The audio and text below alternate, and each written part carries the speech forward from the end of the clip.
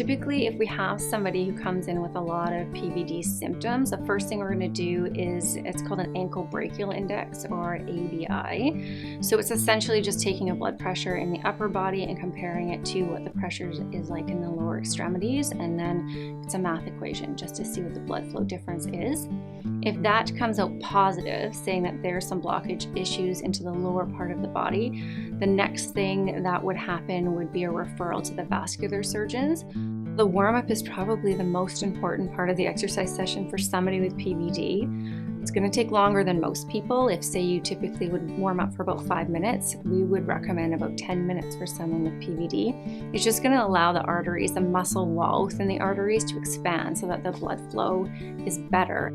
Somebody with PVD, the main and the most important thing is that they pick a weight-bearing exercise. It's something that can be done between 3 and 5 days a week.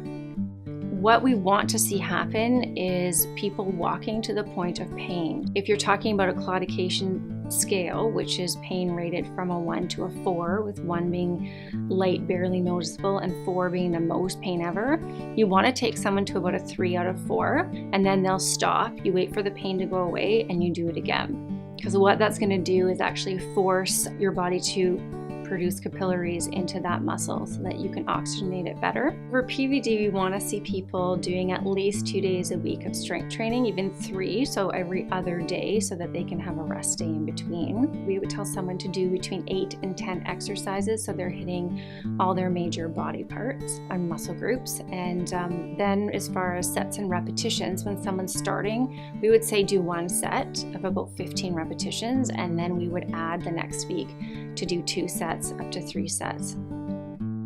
We recommend that people do as much flexibility work as they do aerobic conditioning. So after exercise, that they're going to go through and stretch their major muscle groups as well.